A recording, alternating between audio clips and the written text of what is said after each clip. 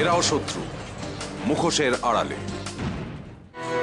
তোর বাবা তোকে যত নিয়ে যাওয়ার চেষ্টা করুক, আমার ছেড়ে তুই কোথাও যাবি না জন্টু, কোথাও যাবি না। তোকে ছাড়া আমি বাঁচবো না জন্টু, তোকে ছাড়া আমি বাঁচবো না। মনে তো হয় ওষুধ ধরেছে, দেখা যাক এখন কি হয়। তুমিও তো সবকিছু দেখলে, তোমারই তো চোখের সামনে সবকিছু ঘটেছে। না না গায়ত্রী, ওকে বাড়িতে ঢুকতে দেওয়াটাই আমার মস্ত বড় ভুল হয়েছে। ও আমাদের সঙ্গে বার্গেন করছে, কারণ ওর একমাত্র লক্ষ্য এই সম্পত্তির অংশ পাওয়া। লোভ, এই লোভই ও সর্বনাশ করবে। ওকে আমি ওর চাওয়ার অংশ দেব, কিন্তু তার বদলে ওকে দিতে হবে ঝন্টুকে। বসুন। কি হলো? বসুন। এইসব ফালতু চেয়ারে বসার অভ্যেস আমার নেই। অভ্যেস করে নিন যুধিষ্ঠির বাবু। আমি তো শুনেছি জেলে কয়েদিদের এর থেকেও খারাপ চেয়ার দেওয়া হয়। যুধিষ্ঠির বাবু, বন্যা ত্রাণের হিসেবে না কোটি কোটি টাকা নয় ছয় হয়েছে, সেই হিসেব কিন্তু আপনাকে মিলিয়ে দিতেই হবে। নইলে 7 দিনের জন্য না, বরাবরের জন্য ছুটি করে দেবো। 7 দিনের জন্য মুখ্যমন্ত্রী হয়ে কি ভেবেছেন আপনি? হ্যাঁ, কিলা ফতে করে নিয়েছেন। 7 দিন পর কি হবে জানেন? আওয়া তো সেই রিপোর্টার, রাস্তা কা আদমি। হ্যাঁ, তারপর কি আমরা ছাড়বো?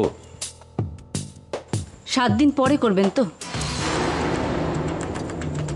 3-4 দিনের মধ্যে আমি যদি আপনাদের সবাইকে জেলের ঘানি না খাটিয়েছি, তো আমার নামও নন্দিনী নয়। ম্যাডাম, আপনার এত কম বয়স, এত কম বয়সে এত গুরু দায়িত্ব, এসব সামলাতে পারবেন তো? আয়লার হিসাব দিয়ে কিন্তু কিছু প্রমাণ করা যাবে না। আমি এখন মুখে কিছু বলবো না, 7 দিন পরে নিজেই বুঝে যাবেন।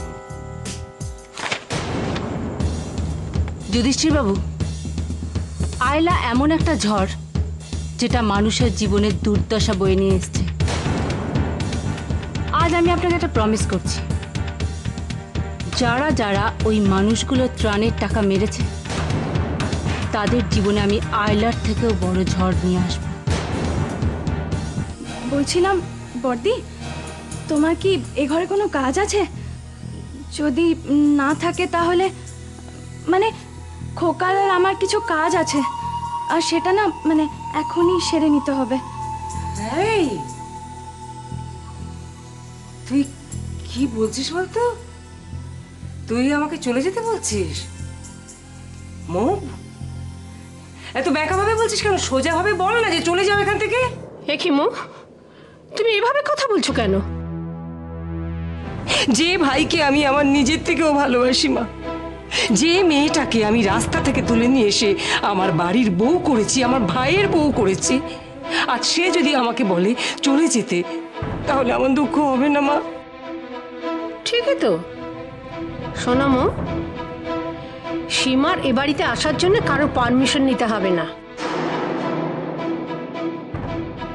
তোমার অনেক আগে থেকে ও খোকাকে দেখাশোনা করছে, কাজে তোমার থেকে খোকার ভালো মন্দ ও অনেক বেশি বোঝে, জানে। ও যদি খোকার কাছে আসতে চায়, তুমি বারণ করবে না। আমার ধারণা ছিল যে অর্পিতাকে খুন করা হয়েছে, কিন্তু আমার কাছে না কোনো প্রমাণ ছিল, আর নাই তোমরা অর্পিতার পোস্টমর্টম আমাকে করতে দিলে। তাই সবাই ভেবেছিল, ইনফ্যাক্ট খুনিও ভেবেছিল, যে সমস্ত চ্যাপ্টার ক্লোজড, কারোর আর কিচ্ছু হবে না। কিন্তু তা নয়, সম্পূর্ণটাই ভুল। ধারণাটা সম্পূর্ণরূপে ভুল। এরাও শত্রু, মুখোশের আড়ালে।